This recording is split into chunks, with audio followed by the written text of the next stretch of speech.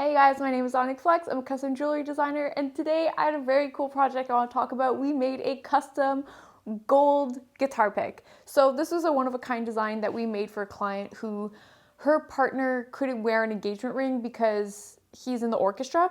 And being in the orchestra, he can't wear rings because I guess it impacts when he's playing. So she came up with the idea of making him a gold guitar pick, and it was such a fun project, and I want to break down the process with you guys because I did learn a few things myself. I've never made a guitar pick before. This was definitely a first. I kind of had to figure it out. The first thing that I didn't know was that guitar picks actually come in different sizes. Like you have jazz guitar picks, which are a little bit smaller. You have guitar picks like the standard, which are a little bit bigger.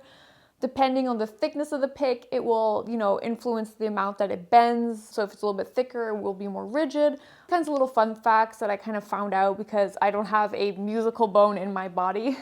Obviously, ours is in gold, so it's really not going to bend. This was a bit of a concern of mine because, making a guitar pick, you want it to work. But for her, it was more sentimental purchase, which is why we're getting away with it.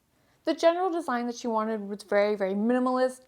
The front had a heart design, and on the back, we actually did custom engraving. This is a fun chance where we can actually do really elaborate engraving because oftentimes where we're engraving is like the inside of the shank or the back of a necklace, so it's really limited. We usually use really standard fonts like Arial font, but because we had such a large surface, we could basically do whatever we wanted, and she actually handwritten a text for me, and we actually traced her handwriting. The text that you see here is 100% unique. It's her handwriting. I really love it. I thought it was a really personalized touch because she really took the time to actually write different phrases for me, and we tried different options out.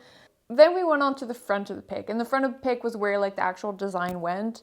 She really wanted a heart, and so we debated whether doing it with stones or whether doing it with enamel. That's where, it's really easy for me to just do it in 3D, and I can kind of whip it up and you can see right away. Ultimately, she did choose the sapphires, which I really like because it looks a little bit more blinged out. There is a total of 18 stones. When you're using colored stones, you really want to make sure that the colors are fully calibrated. That's why if you look here, I worked with my gemnologist and she actually, color coded every single one to make sure that they're all uniform. Super important because even if you're buying a blue sapphire, the shades of the blue can really fluctuate and change. That's something that you do want to keep in mind when you're doing any type of pave. She didn't end up choosing enamel. Had we done enamel, we can always do different colors. She wanted blue, but you can do black, you can do green, anything really. It's kind of like a personal choice. Enamel is one of those things that are very, very flexible in terms of color, transparency, opacity. Do you want glitter in it? You know what I mean? We can do all sorts of things. That's a fun option to consider, but ultimately we did go with sapphire. Then we had the piece cast. If you see it here, this is exactly what it looks like when it comes out cast. It has that kind of crocodile surface that we need to remove and polish. Then we set the stones and high polished it, and it was ready to go. Yeah, I really enjoyed making this project. These are kind of these really, I think, important pieces that I get to work on because they're very memorable and they're really thought out, and they're just little tokens of love that people are giving to one another. Super cool. I love getting these projects. If you ever want to work with us, you can always send me a DM. The links are down below.